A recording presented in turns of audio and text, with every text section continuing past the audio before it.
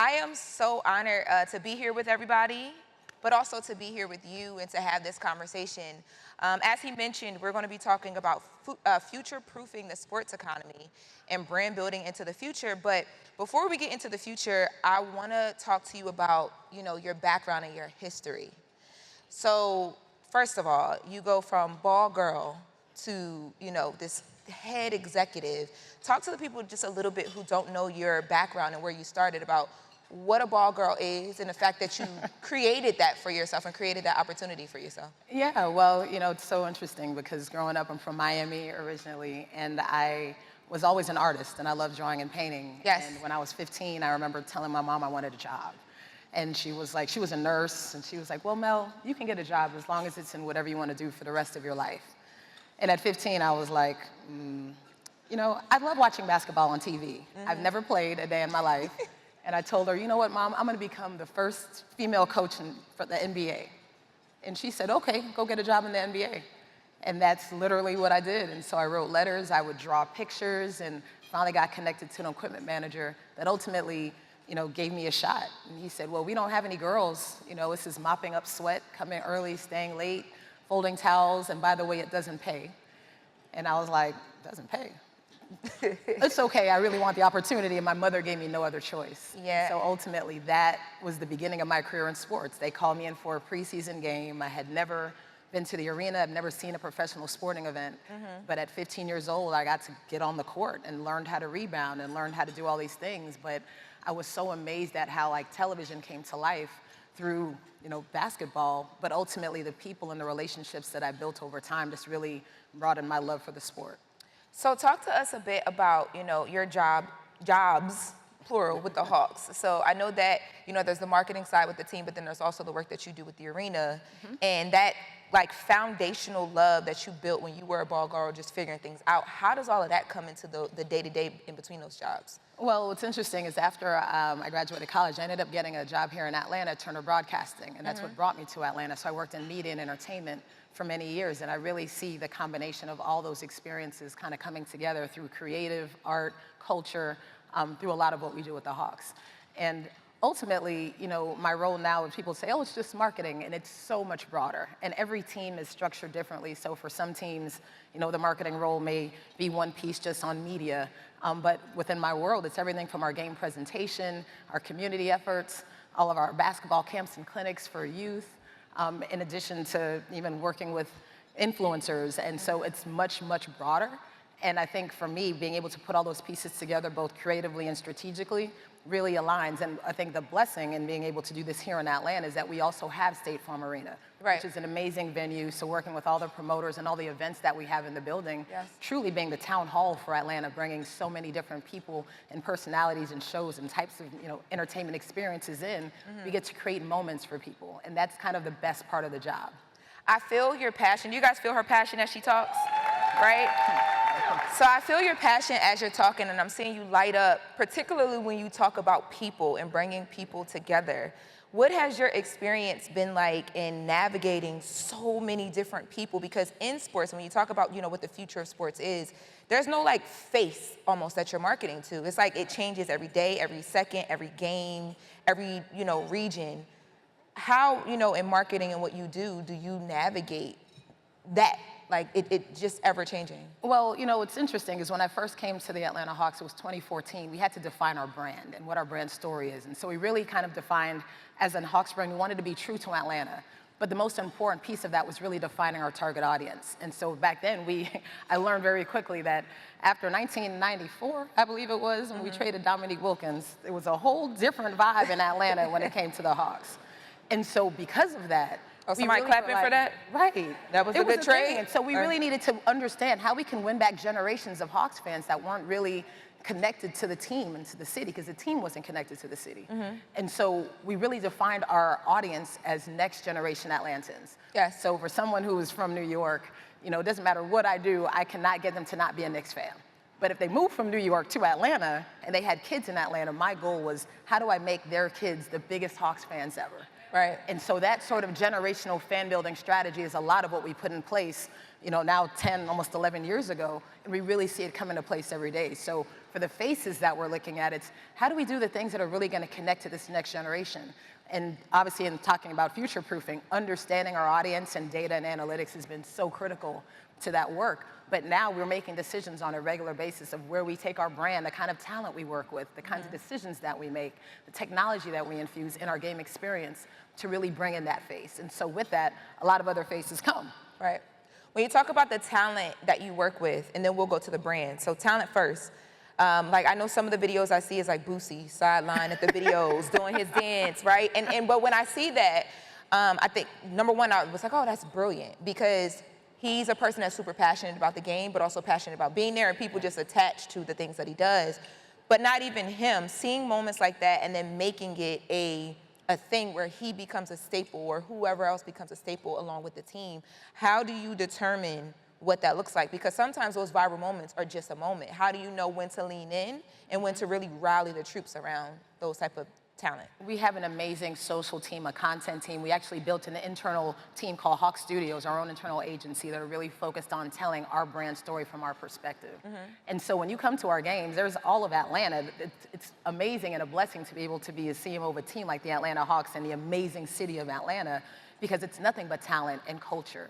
Like our number one export is our culture globally. Right. And so those folks are at the games. Those are real fans. It's not us staging anything in those instances. And so we call them including lemon pepper jalapenos into our game presentation. So there are things that you may see on TikTok which are huge. And so being able to bring those talents in and bringing that to our game experience is all connected to that next generation. So whether it's, working with Quavo and, 2 Chainz for our opening night and having them, obviously entertain and present, but also just being true Hawks fans, we really want to reinforce true to Atlanta in all aspects. How do you, because I hear a lot of regional identity too, which I think sometimes, I know when you're starting a business or when you're working with a brand, a lot of times they're like, okay, we want to lean into like this niche audience, but oftentimes they'll tell you don't forget the outside perimeters as well, because you don't want to lose like that broad, especially for something as big as the Hawks, right? You want to be everybody's team if you can be, but you guys are very Atlanta. So how do you guide your team to just focus on being very Atlanta, being authentic about it, and not feeling like we're trying too hard without losing that broad like reach to everyone else that you talk about? Well, I think it's the beauty of Atlanta because we help define a lot of the culture. And so by us being authentic to the city, because there are times where people may suggest things, and I mean, we have artists that come and perform that aren't from Atlanta, and that's okay, but we know when we need to amplify it. For example, if it's a city edition night or something, we want to make sure that we're true to our city. If you come to State Farm Arena, which is where we play, we wanted to make sure that that building you can only have in Atlanta. You couldn't put State Farm Arena in any other place and have it make sense. If we're partnering with Killer Mike and having a swag shop in the building, if we have, all of the amazing things that we do in there, if it's, JR Crickets and having wings, like we want to make sure that when you come in, you know that this is Atlanta. And so there's no difference in how we look at our brand. And what we found is that we're building the Atlanta Hawks brand and the IP, and that honestly is what other companies and brands want to be associated with. If we can really show that we are integrated into the fabric of the city, there are people that want to come along with that. And so that also has become not just great for marketing, great for brand, but also great for business. One of the things that's probably most core to our business is community. Right. And so Tony Ressler, who is our majority owner, who I know is going to be speaking after this, I remember his very first day, he said, we exist to be a civic asset to the community before we are a basketball team. I love that. Yes. I really love that. And genuinely meant it. And so having that as part of our DNA and knowing that, it's aligned with my personal values, it's a lot easier to work with our team and reinforce it because everyone else is aligned and they understand the strategy of what we're doing and why we're doing it. Now, the reason why, I love that in general for any company, anywhere, but the reason why I love it so much about what you guys do in here in Atlanta is because a lot of those companies and brands and, that community you're bringing in, they Black folk. And it's very, I have a friend here, Milano D. Rouge, who I know got to work with you guys as well. And I tell people all the time that when you get in these corporate structures and you see how these teams are ran and the investments and all that, it just broadens your horizons. So talk a little bit about your community footprint and, what's important to you, not Atlanta Hawks, but to Melissa personally, what's important to you that each person in the community, like a Milano D. Rouge or whoever else, that they walk away with when they interact with your program at the Atlanta Hawks Stadium? You know, I mean, I think everyone gets to walk away with something different. You know, me being from Miami, but now being in Atlanta, Atlanta means something different to everyone. And, you know, I love, even when I met Milan, we talked about her clothing line. She's like, I always want to do something in sports. And I think the idea of you can't be what you can't see is really important. I didn't know there was anyone who looked like me that was a CMO of an NBA team, even when I started working for the Heat when I was in high school. Right. But ultimately, over time, now that I'm in this position, I'm always trying to give opportunities and help, you know, we do it a lot with our community, bring in students to be able to understand, here are people that work in sports. This is, you know, opportunities that can exist. And so I think when we look at the community or through my lens, it's how do we do this in the most credible and authentic way where we're able to utilize all the resources and everything that we have to help the community be better. Right. And as an example, you know, a couple years ago we had a city edition uniform, and the theme was "Lift as we fly." You know, the team, they're dunking, they're flying. We want to lift up the community as we do that, and so we said every day at 4:04 we have these amazing boards outside of our building, digital big billboards. We said we're going to highlight a local small business at 4:04 every day and give them a platform that they wouldn't normally be able to have. Yeah, and it was amazing for us. And some of the businesses were like, oh my gosh, people were out there crying on the sidewalk, you know, handing out stuff and sampling. And it was a gesture, but for us, it was connected to everything. It wasn't just about selling jerseys or selling tickets to the game. It was really around how do we look at that and to the idea of future-proofing, you know, sports. Community for us has been one of the most important things in how we look at our business in the past and also going forward.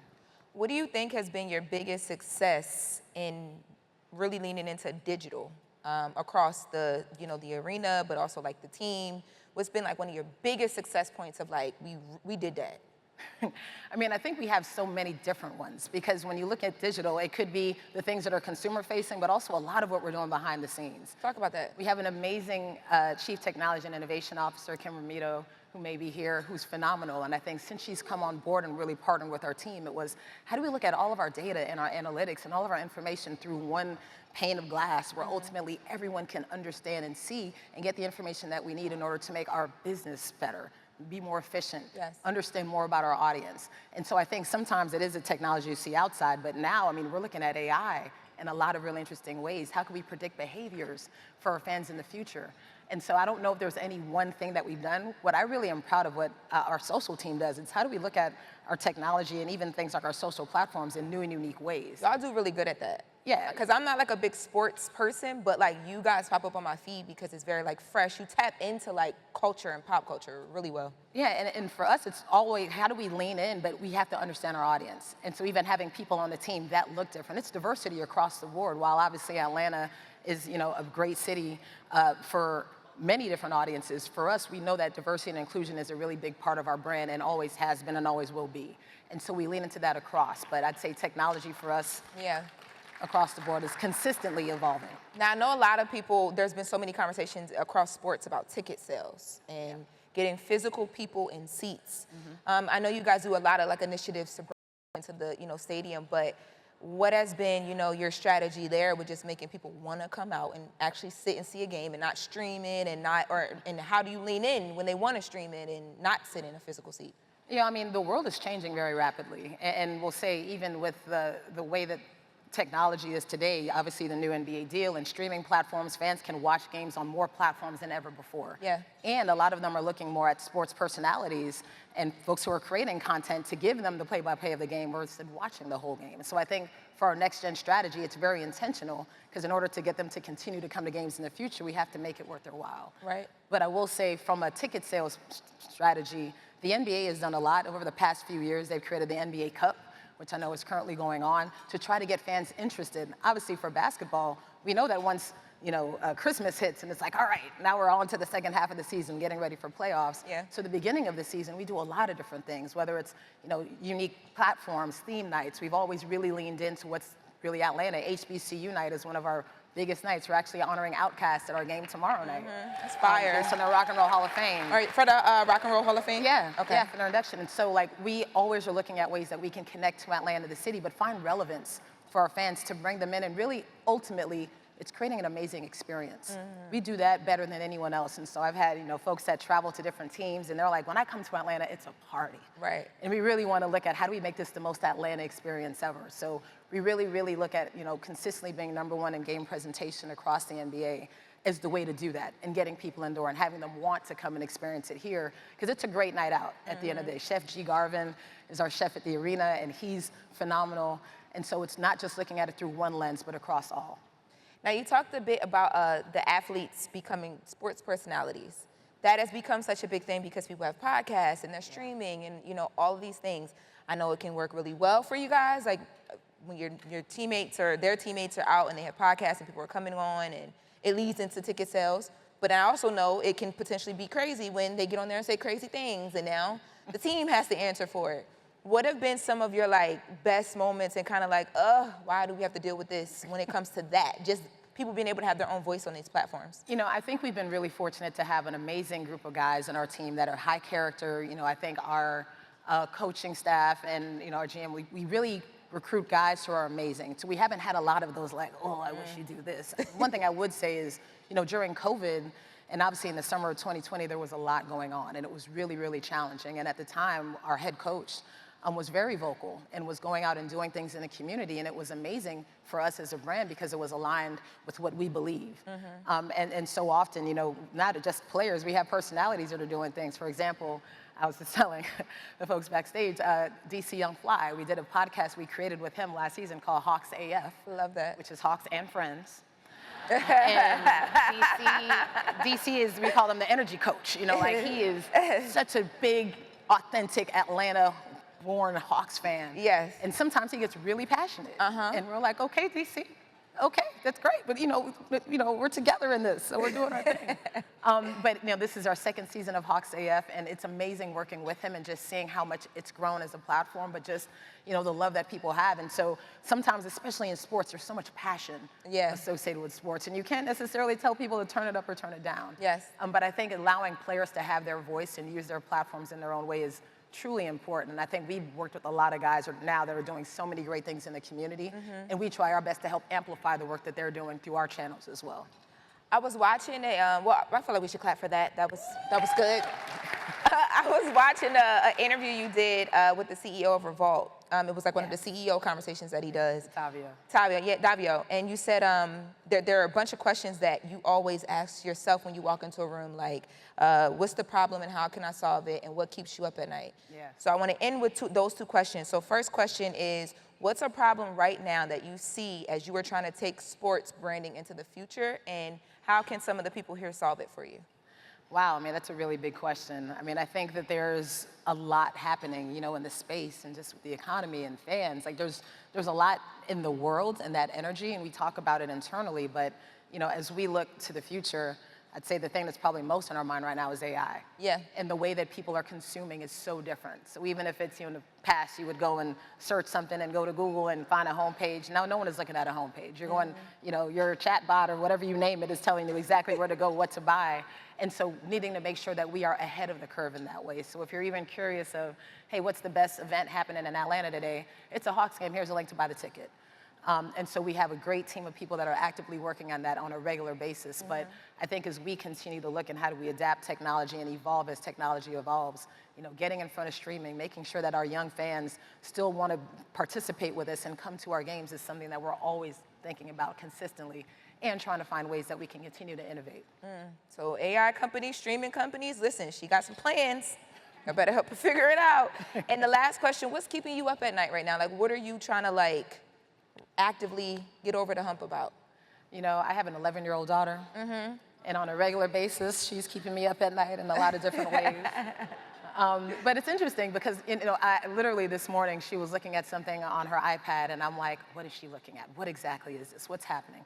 And that energy is so much more of what's happening in the world. Like, I always am like, okay, how do I stay on top of this? How do I get ahead? And obviously being, you know, a super busy executive, but also being a super busy mom, she's the thing that's keeping me up most at night, wanting to make sure that I can do a good job, but also be able to balance and find harmony between being able to, you know, be a great executive, but also be a great parent. I know marketing is strategy, but is there ever really harmony? Oh, wait, we'll clap for that first. Clap first.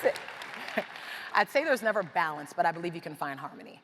Because the idea of knowing that everything's going to be equal is probably not feasible. But at some points, you got to work really hard, and at some points, you got to live. And I think that being able to have that flexibility between the two and being aware of that is important. We talk a lot about mental health and wellness within our organization and with our teams, and just making sure that we're able to support them in what they need. Because ultimately, we can work hard every day, but we're people at the end of the day, and we're all living. Yes. Well, I've enjoyed the conversation. Y'all enjoyed the conversation? Yes? You are amazing. Keep doing the work that you're doing. Keep having Boosie there yelling. Okay, we be seeing it. He'll be swag surfing. Yes, and I would love to come to a game. And I don't know if there's anything that we haven't touched on that you think is important to get out in this room, but if so, we'd love for you to just put it out there right now, or if I've got everything, let me know. I think you got it, but I really just appreciate the opportunity and being here, and I'm really excited for the next part of the panel. I'm excited too. Well, y'all, listen, she's going into the future of sports and branding. Not even going, she's already there. She's already doing it. So let's celebrate her. Give it up for the conversation with Ms. Melissa Proctor. Thank you. Thank you. Give me a hug.